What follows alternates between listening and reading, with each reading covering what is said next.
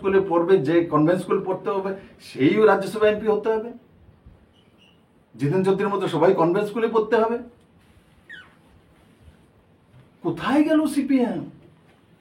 এই কমিউনিস্টের চেহারা। এরা বলছে আমরা সর্বহারার দল, গরিবের দল, সাধারণ মানুষের দল। সাধারণ মানুষের ছেলে কি আর কনভেন্ট স্কুলে পড়াতে পারে? আজকে তো আমরা সত্তাতে আসার কারণে সরকারি স্কুলের মধ্যে বড় মাত্রা ইংলিশ মিডিয়ামের ব্যবস্থা করেছি, সিবিএসসি সিলেবাসে নিচ্ছি। এরা তো এটাও করতে পারেনি, এনসিআরটি সিলেবাসে নিচ্ছি। আজকে যখন আমি স্তরগুলো দেখি, কোথায় কমিউনিস্ট, নিপেন চক্রবর্তীর কমিউনিস্ট কোথায় নিয়ে গেছে জিতেন বাবু, কাদের সঙ্গে নিয়ে চলাফেরা করে, কারা ওনার প্রহরী, ও সেটা দিয়ে দেখে নেব, এই করে নেব, এই করব। দুনিয়া থেকে কমিউনিস্ট মুছে গেছে। এরা নকশালিজমের সাপোর্ট করে, রাষ্ট্রবিরোধী তত্ত্বকে সার্টিফিকেট দেয়। আমি আগেও আপনাদেরকে বলেছি যে নকশালিজমের মূল মন্ত্র হচ্ছে এই কমিউনিস্টদের পিএইচডি ডিগ্রি। না এরা তাত্ত্বিকভাবে সফল হয়েছে, না অ্যাডমিনিস্ট্রেশনে সফল হয়েছে, না সমাজ ব্যবস্থার মধ্যে তারা তাদের যে সমবিপ্লব বলতে সেটা করতে সফল হয়েছে। অল আর ফেলিউর। और ফেলিউরের সঙ্গে নজওয়ান যায় না। এগুলি করলে এন্টারটেন করতে পারে, মানুষ হাসবে কিছুদিন পরে। এদের ক্লাস কোথায় নিয়ে গেছে আমি আবার আপনাদের মাধ্যমে ওই প্রথম জায়গাতে যাব। কমসে কম মানিকদার কাছ থেকে, মানিক সরকারের কাছ থেকে আমি এটা আশা করিনি যে উনি যে মহিলা মোদিজিকে বলবে, মধ্যে আসলো তো এই কথা বলার পর মোদিজি ওই মহিলাকে সার্টিফিকেট দেবে। বিপ্লব দেব দেবে না। বিপ্লব দেব ভারতীয় জনতা পার্টির কার্যকর্তা, তার জন্য বলছি তেমন না। আমি তো বললাম এই মানিক দাকে যদি কেউ মানিক্কা বলে, বিপ্লব দেব তার প্রতিবাদ করবে। এই দুইটা বিষয় আমার চোখে এসছে। আমি তাই সাংবাদিকদের বন্ধুদেরকে ডেকেছি যে দুইটা বিষয়ে, রাজীব বাবুর বিষয়ে আর মোদিজির বিষয়ে, মানিক সরকারের বিষয়, জিতেন বাবুর বিষয়। আর এই ধরনের সোশ্যাল মিডিয়াতে যারা টক মিষ্টি ঝাল করে এন্টারটেন করে, এন্টারটেনারকে নিয়ে এখন কমিউনিস্ট পার্টি পলিটব্যুরো ত্রিপুরাতে তৈরি হয়েছে। দুর্দশা সিপিএম হয়েছে আমি জানি, কিন্তু এই জায়গায় পৌঁছে যাবে, এত দুর্দশা হবে আমি কখন ভাবিনি। আমিও চাই এটা সশক্ত বিরোধী পার্টি থাকুক, কিন্তু সশক্ত বিরোধী পার্টির এই অবস্থা, এই দুর্দিন, যে স্ক্রিপ্ট লেখার জন্য লোক নেই, কি বলতে হবে সেটাও লোক নেই। এমনিতেও আমি দেখেছি কমিউনিস্ট পার্টি যারা যারা নেতা ছিলেন বলে আমাদের, আজকে খগেন দাস নেই, গৌতম দাস নেই, তারপর তাদের অনেক বড় বড় নেতা সময়ের কারণে, বয়সের কারণে চলে গেছেন। বয়স্কদের মধ্যে মানিকদা আছেন। আমি ঈশ্বরের কাছে প্রার্থনা করি উনি দীর্ঘজীবী হোক, উনি সুস্থ থাকেন। কিন্তু ওনার কাছ থেকে এই ধরনের অসভ্য ভাষাকে সাপোর্ট করা, এটা কোনোদিনই কোনো সভ্য মানুষ, সভ্য ব্যক্তি মেনে নিতে পারে না। তার জন্যই আমি আপনাদেরকে ডেকেছি। ধন্যবাদ। बंगाल में बीजेपी के सिवा लोगों के पास और कोई विकल्प नहीं है। एक समय वह कम्युनिस्ट पार्टी भयंकर शक्तिशाली पार्टी था। उस पार्टी के एक विशेष वोट बैंक पूरा चला गया ममता बनर्जी के पास। अब उनके पास नहीं है, वो बदलने वाला नहीं है। मुझे मालूम है क्या स्थिति है बंगाल की। आरजीकर हॉस्पिटल में जो एमबीबीएस स्टूडेंट के साथ जो हुआ था, उस घटना के बाद बंगाल के जो 24 परगना में मध्यवित्त बंगाली रहते हैं, जो सोचता है सेकुलरिज्म के बारे में, सोशलिज्म के बारे में, सब all are equal, no caste, no religion, इनके अंदर ये बात रहते हुए भी कि कम्युनिस्ट लंबे समय रहा है, रहते हुए भी अब मैंने देखा इनके अंदर एक चीज हुआ, माई girls not secure in Kolkata. ये हर गांव में, मैं जो प्लेन में बैठता हूँ, कोई लड़की बैठता है तो परिचय होता है, मैं छोटा मैं बोल देता हूँ, बोलते सर यहाँ मेरे बेटी को बचाने का बंदोबस्त करिए। तो कोलकाता जैसा सिटी जिसमें कोई महिला मुझे बोल रहा है मेरी बेटी को सिक्योर रखिए, ये भयंकर बात है, क्योंकि कलकत्ता के महिला सबसे ज्यादा एडवांस थे। हम लोग कहते Chandigarh, no no no, Calcutta, Calcutta का महिला फर्स्ट फिल्म इंडस्ट्री बना कलकत्ता में। वो तो कम्युनिस्ट कांग्रेस के विफलता के कारण इंडस्ट्री शिफ्ट होकर मुंबई में चला गया। All director producer from only Bengal. Culture तो बंगाल इज कल्चर। हम तो कल्चर से ही दुनिया को पूरा बंगला को खिला सकते थे। लाखों करोड़ का बिजनेस मुंबई में चला गया because of them only. Strike बंद, काम नहीं करेगा, लाइटमैन नहीं मिलेगा, यूनियन हीरो हीरोइन आ जाए तो लाइटमैन और बाकी स्टाफ स्ट्राइक करेगा, मुझे वेतन बढ़ाओ घटाओ, यही सब करते करते सब चला गया, शिफ्ट हो गया। इसके लिए दोषी कौन है? आज बंगाल के चीफ मिनिस्टर बोलता है दुर्गापुर मेडिकल कॉलेज में घटना होने के बाद बोलता है, बंगाल की महिला को बोलता है शाम को 7 बजे के बाद घर से मत निकलो। क्या बोल रहे हैं ममता दीदी? बंगाल की महिला को बोलते हो शाम को ना निकले, क्या कह रहे हो आप? आपके मां बोलता आपको 7 बजे के बाद घर से ना निकलो, आप कभी सीएम बनते? कभी सीएम बनते आप? आप क्यों वंश रास्ता दिखा रहे हो कोलकाता के मेरे बहनों को? ये मानेंगे बंगाल की महिला? कभी नहीं मानेंगे। और उसके बाद कुछ दिन बोलेंगे भाई दिन में बुर्का बनो। ये क्या भीमरुति ने पकड़ा? और मैं आपको एक बात कह सकता हूं, जब किसी का अंत आ जाता है तो उलट पलट बोलता है, उलट पलट करता है। बंगाल की जनता उनके साथ नहीं है, तो गुंडागर्दी करके सरकार नहीं रख सकते हैं। ये जब तैमूर खान ने नहीं कर पाया, बाबर ने नहीं कर पाया, औरंगजेब ने नहीं कर पाया, तो काहे को ममता बनर्जी कैसे करेंगे? यही तो भारत है जिन्होंने औरंगजेब को भगाया। यही तो भारत है जिन्होंने बड़े बड़े लुटेरे मुस्लिम शासक को भगाया। यही तो भारत है जहां बाबर ने राम मंदिर को तोड़ के बाबरी मस्जिद बना दिया था। यही तो भारत है जहां राम मंदिर तैयार होकर बैठ गया। भारत को बदल नहीं सकता, भारत लोगों को बदल देता है। जो सोचता है मैं भारत को बदल दूंगा वो बदल जाता है। স্কুলে পড়বে, যে কনভেন্ট স্কুল পড়তে হবে সেই রাজ্যসভা এমপি হতে হবে। জিতেন চৌধুরীর মতো সবাই কনভেন্ট স্কুলে পড়তে হবে। কোথায় গেল সিপিএম?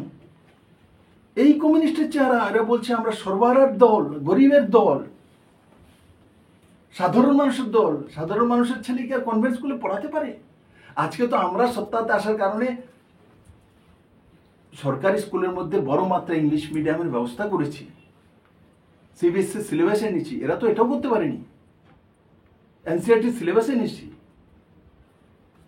আজকে যখন আমি স্তরগুলো দেখি, কোথায় কমিউনিস্ট, নিপেন চক্রবর্তীর কমিউনিস্ট কোথায় নিয়ে গেছে জিতেন বাবু, কাদের সঙ্গে নিয়ে চলাফেরা করে, কারা ওনার প্রহরী, ও সেটা দিয়ে দেখে নেব, এই করে নেব, এই করব। দুনিয়া থেকে কমিউনিস্ট মুছে গেছে। এরা নকশালিজমের সাপোর্ট করে, রাষ্ট্রবিরোধী তত্ত্বকে সার্টিফিকেট দেয়।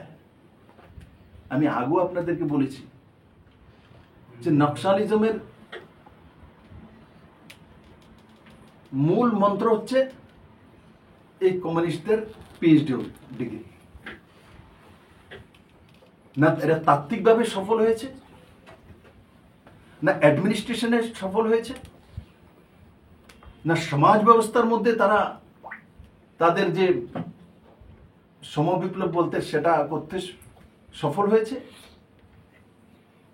অল আর ফেলিউর। और फेलियर সঙ্গে নজওয়ান যায় না। এগুলি করলে এন্টারটেন করতে পারে, মানুষ হাসবে কিছুদিন পরে। এদের ক্লাস কোথায় নিয়ে গেছে। আমি আবার আপনাদের মাধ্যমে ওই প্রথম জায়গাতে যাব। কমসে কম মানিকদার কাছ থেকে, মানিক সরকারের কাছ থেকে আমি এটা আশা করিনি যে উনি যে মহিলা মোদিজিকে বলবে, মধ্যে আসলো তো এই কথা বলার পর মোদিজি ওই মহিলাকে সার্টিফিকেট দেবে। বিপ্লব দেব দেবে না। বিপ্লব দেব ভারতীয় জনতা পার্টির কার্যকর্তা, তার জন্য বলছি তেমন না। আমি তো বললাম এই মানিক দাকে যদি কেউ মানিককা বলে, বিপ্লব দেব তার প্রতিবাদ করবে। এই দুইটা বিষয় আমার চোখে এসছে।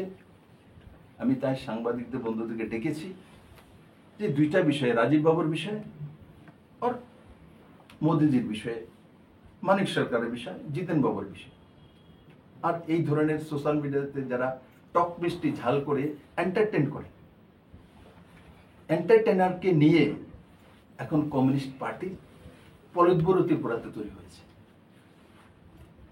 দুর্দশা সিপিএম হয়েছে আমি জানি, কিন্তু এই জায়গায় পৌঁছে যাবে, এত দুর্দশা হবে আমি কখন ভাবিনি। আমিও চাই এটা সশক্ত বিরোধী পার্টি থাকুক, কিন্তু সশক্ত বিরোধী পার্টির এই অবস্থা, এই দুর্দিন যে স্ক্রিপ্ট লেখার জন্য লোক নেই, কি বলতে হবে সেটাও লোক নেই। এমনিতেও আমি দেখি যে কমিউনিস্ট পার্টি যারা যারা নেতা ছিলেন বলে আমাদের, আজকে খগেন দাস নেই, গৌতম দাস নেই, তারপর তাদের অনেক বড় বড় নেতা সময়ের কারণে, বয়সের কারণে চলে গেছেন। বয়স্কদের মধ্যে মানিকদা আছেন। আমি ঈশ্বরের কাছে প্রার্থনা করি উনি দীর্ঘজীবী হোক, উনি সুস্থ থাকেন। কিন্তু ওনার কাছ থেকে এই ধরনের অসভ্য ভাষাকে সাপোর্ট করা, এটা কোনোদিনই কোনো সভ্য মানুষ, সভ্য ব্যক্তি মেনে নিতে পারে না। তার জন্যই আমি আপনাদেরকে ডেকেছি। ধন্যবাদ। কনভেন্ট স্কুলে পড়তে হবে। কোথায় গেল সিপিএম? এই কমিউনিস্টের চেহারা, এরা বলছে আমরা সর্বহারার দল। স্বপ্ন দেখুনি, আমি তো 28-এর না, 28-এর না, মানে 88 সালের স্বপ্ন দেখি না। আমি অহংকারী না, আমি সমাজকে বুঝি। এই সমাজ ব্যবস্থাতে কমিউনিস্ট পার্টির নীতি নিয়ম খাপকায় না, তাদের স্ট্যান্ডার্ড স্ট্যাটাসে বোঝা যায়। তার জন্য তো বললাম, প্রথম যে বললাম যে মানিকবাবুর কাছ থেকে মানুষ কোনোদিন আশা করেছিল এইসব স্টেটমেন্টের উনি সাপোর্ট করবেন? কেউ আশা করে, ত্রিপুরা মানুষ কল্পনা করেছিল আজকে এই অধঃপতন হয়েছে? এটাই তো প্রমাণ করে সিপিএম এর দুর্দশা কোথায় চলে গেছে। তাদের সাথে আবার যোগদান করছে আবার কংগ্রেসও, বলছে একসাথেই মিলে রাজ্যে বিজেপি সরকার থেকে সরানো হবে। তাদের এই বক্তব্যটা নিয়ে আপনি কি বলবেন? কংগ্রেস কোথায় আছে? কংগ্রেস কি এখানে ত্রিপুরাতে? কংগ্রেস কি? সিপিএম এর বৈশাখী, 3টা বৈশাখী এসছে, চলছে। কোনো সময় এখানে যায়, কখনো ওখানে যায়, এবার চলছে। কংগ্রেস তো নেই এখানে, তো কোন সময় কার স্পোক্স পার্সন হয়ে যায় কোন বুঝেই যায় না। ইংলিশ মিডিয়াম স্কুলে পড়াতে পারেনি রাজীব বাবুকে। রাজীব বাবু গরিব ঘরের ছেলে ছিলেন। রাজীব বাবু শিশুবার স্কুলে পড়ার মতো পয়সা নেই। সেটা সমাজ নির্ণয় করে। উনি ওই ব্যক্তি মহিলার বিষয়ে কেমন লাগবে, কি স্তর ত্রিপুরাতে চলে গেছে। কমসে কম মানিক সরকারের কাছ থেকে আমি এটা আশা করি না যে উনি এই বিষয়টাকে সার্টিফিকেট দেবেন, ওই মহিলাকে সার্টিফিকেট দেবেন। মমতা ব্যানার্জি হোক, সে স্ট্যালিন হোক, সে উদ্ধব ঠাকরে হোক, কখনোই মোদিজিকে যেইভাবে যেই ল্যাঙ্গুয়েজ ব্যবহার করে, লেভেল এমন নিচে চলে গেছে। রাজনীতি হয় ইস্যু বেসড, রাজনীতি হয় নীতি বেসড। উনি তো ওনার যে অবস্থা দেখলাম, যে ক্লাসে নেমে গেছে, ওনার হচ্ছে ওনার চোখ বাহবা দিচ্ছে এই কমিউনিস্ট পার্টির চেহারা। এই অবস্থা দয়নীয় হাল, দেশের প্রধানমন্ত্রী। चलता रहता है। ये कहना हमारा स्टेट का मामला नहीं है, ये सिलेक्ट कमेटी में गया हुआ है 25A। No, I'm talking about the Tipras Accord Tripura से अकॉर्ड 25A केस उसका वही है, link. वही चीज है। 25A होने के बाद वो सब आ जाता है। तो 25A अकेला त्रिपुरा के लिए नहीं कर सकता है। महाराज प्रद्युत किशोर मानिक और उनके साथ जो साथी वो पढ़े लिखे हैं, उनको मालूम है, इसीलिए वो उस आदमी के ऊपर विश्वास करता है। बाकी कांग्रेस ने तो कभी इसको सिलेक्ट कमेटी तो दूर की बात है, इलेक्ट कमेटी में भी लेके नहीं गए। हम तो लेके गए, उसके बाद सिलेक्ट कमेटी में गए। सिलेक्ट कमेटी हमने अकेला तो नहीं भेजा, इसमें सर्वदल के नेता है। सिलेक्ट कमेटी में जाने के बाद देखिए, एक ये अकॉर्ड सिर्फ आप त्रिपुरा के लिए नहीं कर सकते, फेडरल सिस्टम है। मैं ही करूंगा तो बंगाल में भी लागू होगा, तमिलनाडु में भी लागू होगा। तो सभी मुख्यमंत्री का राय लेना पड़ता है, सभी दल का राय लेना पड़ता है। किंतु हम जनजाति के साथ है, हम अंतिम जनों के साथ है, क्योंकि हम दीनदयाल का पार्टी है। ये मैं विश्वास दिला सकता हूँ। माननीय प्रधानमंत्री नरेंद्र मोदी और अमित शाह, ये दो व्यक्ति ऐसा है जो प्रो नॉर्थ ईस्टर्न मेंटालिटी, मैंने ऐसा पॉलिटिशियन आज तक देश में किसी पार्टी में नहीं देखा। मैं नॉर्थ ईस्ट का हूं, त्रिपुरा से जन्म हुआ, देख चुका हूं। मनमोहन सिंह राज्यसभा से आसाम से थे, 3 बार असम में नहीं आए, कभी नॉर्थ ईस्ट के बारे में सोचा ही नहीं था। आप नरेंद्र भाई मोदी, अमित शाह के कारण से आज नॉर्थ ईस्ट के बड़े एरिया से इंसर्जेंसी लगभग खत्म, फिनिश, अफसा लगभग खत्म। आप छोटी बात मानते हो इसको? पूरे देश के एसटी समाज माननीय प्रधानमंत्री जी के साथ है। वो जानते हैं वही एक व्यक्ति है जो अंतिम व्यक्ति के लिए काम करने वाले। त्रिपुरा के जनजाति को मालूम है, महाराज प्रद्युत किशोर मानिक को मालूम है। वो कभी भी अमित शाह के खिलाफ एक शब्द भी नहीं बोला, कभी भी माननीय प्रधानमंत्री के खिलाफ एक शब्द भी नहीं बोला। और अभी अभी तो मुख्यमंत्री जी के साथ बैठक करके गए हैं। तो हमारे साथ आईपीएफटी भी थे एयरलाइंस में जब मैं मुख्यमंत्री था। कुछ लोग होता है जो दल के सहारा लेके ये सब काम करते हैं, किंतु ये ज्यादा दिन टिकता नहीं है, उसका अंतिम परिणाम विनाश होता है। आपको रास्ता एक ही है, वो है डेवलपमेंट। वही आपको मुक्ति दिलाएगा, और वो डेवलपमेंट एकमात्र मोदी जी के साथ है। बाकी कांग्रेस के साथ जाओगे तो परिवार बाद में जाना पड़ेगा आपको। अब इस परिवार के पास से ही आपको सब कुछ करना पड़ेगा। अब अमित भाई शाह एक बूथ प्रेसिडेंट से राष्ट्रीय अध्यक्ष बनता है, एचएम बनता है, बीजेपी में संभव है। विप्लव देव जैसा साधारण आदमी मुख्यमंत्री बनता है, बीजेपी में संभव है, दूसरी पार्टी में संभव नहीं है मेरे भाई। हम सब लोग जो लोग अंतिम लाइन से आए हुए हैं, हमको कभी भी बीजेपी के सिवा दूसरा पार्टी करना नहीं चाहिए। कि वो सब पार्टी, बाकी सब पार्टी, देश में जितने पार्टी है पारिवारिक पार्टी है, और कम्युनिस्ट पार्टी पॉलिट ब्यूरो का पार्टी है। तो उसमें बाल पकने के बाद, बूढ़ा होने के बाद ही चांस मिलता है। बीजेपी में तो भाई कम से कम काला बाल में चांस मिल जाता है। तो अब नौजवान थोड़ी जाए, नौजवान सोचेगा भाई मोदी जी के साथ रहो, कम से कम तो भाई सीएम ना बनो, मंत्री तो बन ही जाऊंगा। आपने देखा नहीं, सुशांत तो मंत्री बना हुआ है, वो स्टाइल करके सुशांत ने 2-4 बाल सफेद करके रखे बूढ़ा दिखाने के लिए, एज कम है। सुधांशु मंत्री बना हुआ है, कितना कम एज है। ये एग्जाम्पल है। तो ये बीजेपी में हो सकता है, डोंट वरी। सबका समाधान बीजेपी करेगा, सबका परिधान भी बीजेपी करेगा, सबका विकास भी बीजेपी करेगा। खुद safety and security first. Government से लोग यही चाहता है, सेफ्टी एंड सिक्योरिटी। काम तो हम कर लेंगे, गवर्नमेंट हम लोग तैयार करते हैं, एडमिनिस्ट्रेशन सिस्टम तैयार करते हैं बिकॉज ऑफ सिक्योरिटी। चावल, धान, गेहूं, मछली ये सब उगा लेंगे। First need security.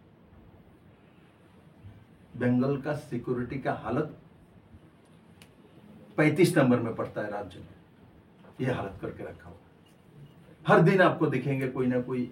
उस दिन भवानीपुर में उनके ही कॉन्स्टिट्यूंसी में नाबालिग लड़की को छेड़छाड़ कर रहा है, क्योंकि वो तो खुद इनको बढ़ावा देता है। आप 7 बजे के निकले क्यों हो, इसलिए हुआ। इसका मतलब आप जिन्होंने करने वाले इनको आप बढ़ावा दे रहा हूं। दिल्ली में भी जो निर्भया कांड हुआ तो वो भी तो गंभीर रात में ही हुआ था, और ये गंभीर रात को नहीं हुआ था, 8 बजे हुआ था, 7:57 में रजिस्टर है। मुख्यमंत्री आपके झूठ बोलता है रात 12:30 बजे निकला है।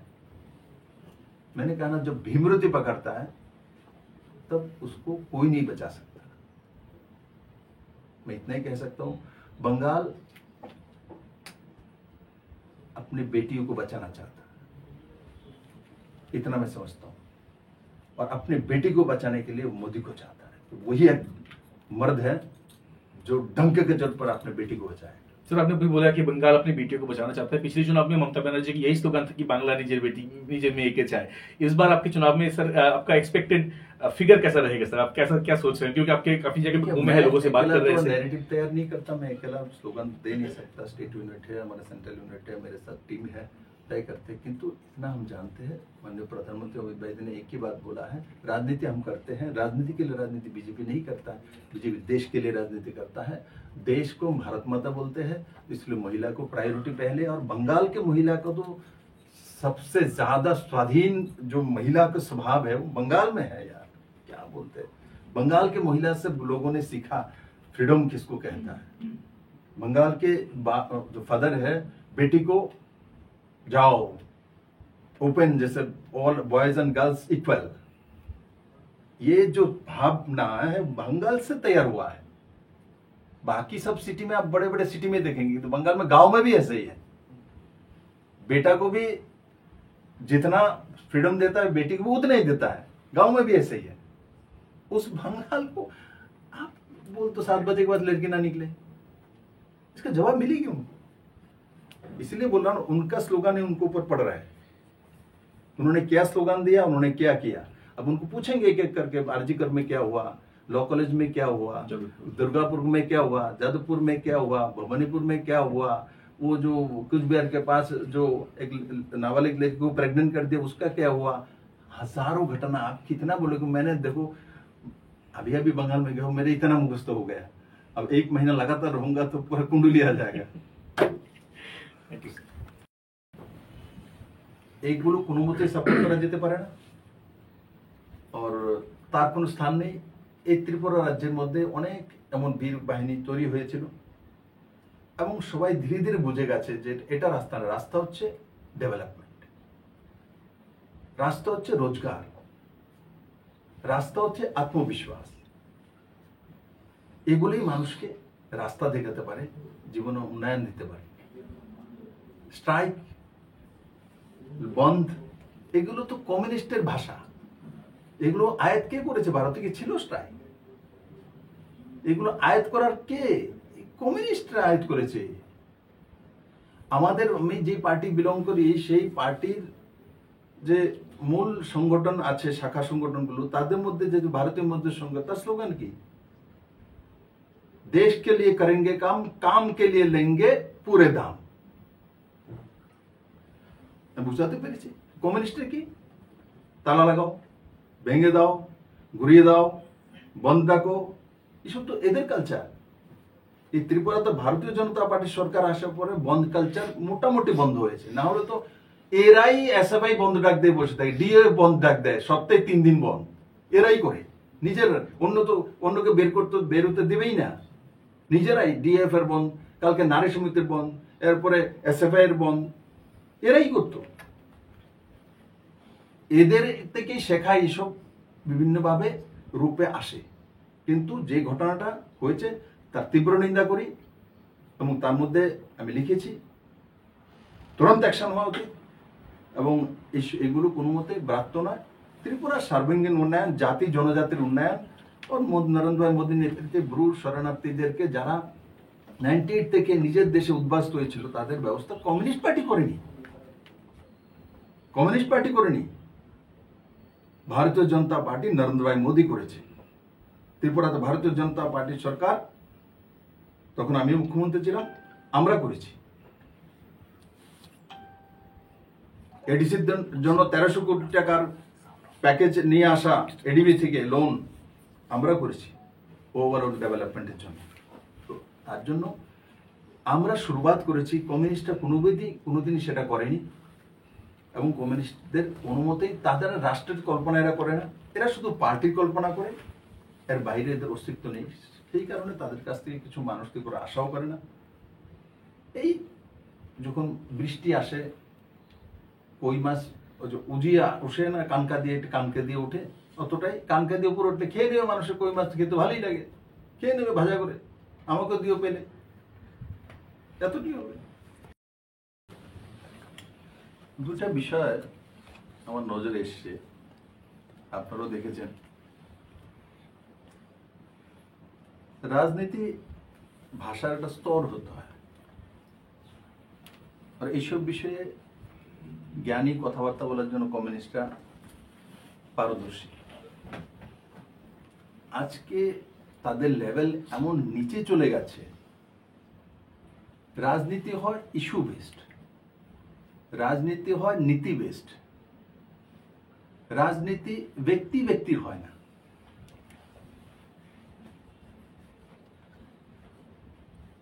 এই রাজ্যে যিনি 20 বছর মুখ্যমন্ত্রী ছিলেন, আমি ওনাকে ব্যক্তিগতভাবে শ্রদ্ধা করি, আমি এই রাজ্যের মানুষ, উনি আমারও মুখ্যমন্ত্রী ছিলেন, মানিক সরকার। ওই দিন সোশ্যাল মিডিয়াতে দেখলাম উনি কমেন্টস করেছেন একজন ভদ্রমহিলার বিষয়ে, ওনার ভাষায় ভদ্রমহিলা। আমি মহিলাকে ভদ্র আর অভদ্র সেই বিষয়ে যেতেও চাই না, কে ভদ্র অভদ্র সেটা সমাজ নির্ণয় করে। উনি ওই ব্যক্তি মহিলার বিষয়ে বলছেন যে উনি একজন ভদ্র মহিলা, আর ওনার পার্টির যে চিফ ত্রিপুরা যে জিতেন চৌধুরী, উনি তো ওনার যে অবস্থা দেখলাম, যে ক্লাসে নেমে গেছে, ওনার হচ্ছে ওনার চোখ কান নাক, এই হচ্ছে কমিউনিস্ট পার্টির অবস্থা। পুরো দেশের মধ্যে আজ পর্যন্ত আমি কোনো স্টেটে দেখিনি, না কংগ্রেসের কোনো বড় নেতা, না অপোজিশনের, সে মমতা ব্যানার্জি হোক, সে স্ট্যালিন হোক, সে উদ্ধব ঠাকরে হোক, কখনোই মোদিজিকে যেইভাবে যেই ল্যাঙ্গুয়েজ ব্যবহার করে, যে মধ্যা, আমি আজ পর্যন্ত শুনিনি। মানিকদাকে যদি কেউ বলে মানিক্কা কয়, কেমন লাগবে? বিপ্লব তো সহ্য করবে না সেটা। জিতেন দাকে যদি বলে জিতেন না, কেমন লাগবে? কি স্তর ত্রিপুরাতে চলে গেছে। কমসে কম মানিক সরকারের কাছ থেকে আমি এটা আশা করি না যে উনি এই বিষয়টাকে সার্টিফিকেট দেবেন, ওই মহিলাকে সার্টিফিকেট দেবেন। জিতেন বাবু কতটা নিচে উপরে গেছে সেটা জিতেন বাবু জবাব দেবে। মানিক সরকারের কাছ থেকে আমি এটা আশা করি। মাননীয় প্রধানমন্ত্রীকে যখন উনি 22 তারিখে মাতাবাড়ি মন্দিরে আসলেন, পরের দিনে সোশ্যাল মিডিয়াতে ওই মহিলা এসে বলছেন মধ্যে আইছিল তো মধ্যা, কি বলে তারপরে একটা লোক তার প্রতিবাদ করে না কমিউনিস্ট পার্টি, তাকে বাহবা দিচ্ছে। এই কমিউনিস্ট পার্টির চেহারা, এই অবস্থা, দয়নীয় হাল। দেশের প্রধানমন্ত্রী রাজনৈতিক কটাক্ষ করতেই পারে, রাজনৈতিক আক্রমণ করতেই পারে। আমি তার জন্য বললাম যে মানিক দাকে যদি বিজেপির কোন লোক মানিক কাকে বলে, তো বিপ্লব দেব বরদাস্ত করবে না, তার প্রতিবাদ করবে। আর ওনার মুখ দিয়ে বেরোলো ওই কথাটা, খুব সাহসী বাহবা দিচ্ছে। দ্বিতীয় আজকে দেখলাম ভারতীয় জনতা পার্টির প্রেসিডেন্ট রাজীব বাবুর বিষয়ে কোন একটা বিষয়ে বলতে সময় উনি বলেছেন, কন্ডেমড শব্দটা বলার সময় প্রনাউন্সিয়েশনে ভুল হতেই পারে। অনেক মানুষের অনেক কিছু হয়, যারা সাউথ ইন্ডিয়ান এক ধরনের ইংলিশ বলে, যারা বাঙালি এক ধরনের ইংলিশ বলে। এটা আমাদের মাতৃভাষা না, উই আর নট ব্রিটিশার্স। তো আমরা আলাদা আলাদা, অন্ধ্রপ্রদেশের লোক মোদিকে মোডি বলি, আমরা মোদি বলি। তো মানুষ বুঝে যায় যে প্রনাউন্সিয়েশনের ভুল হয়। তারপরে পুরো কমিউনিস্টের সোশ্যাল মিডিয়াতে আমি দেখছি রাজীব বাবু বিজেপির প্রেসিডেন্ট, রাজ্যসভার এমপি, আর উনি প্রনাউন্সিয়েশন করতে পারে না। রাজীব বাবু যেই সময় ইংলিশ মিডিয়াম স্কুলে পড়বে, তখন রাজীব বাবুর বাবার কাছে পয়সা নেই। জিতেন বাবুর বাবার মতো পয়সা ছিল না, ইংলিশ মিডিয়াম স্কুলে পড়াতে পারেনি রাজীব বাবুকে। রাজীব বাবু গরিব ঘরের ছেলে ছিলেন। রাজীব বাবু শিশুবার স্কুলে পড়ার মতো পয়সা নেই, তার জন্য রাজীব বাবু হয়তোবা ইংলিশের প্রনাউন্সিয়েশন জানেন না।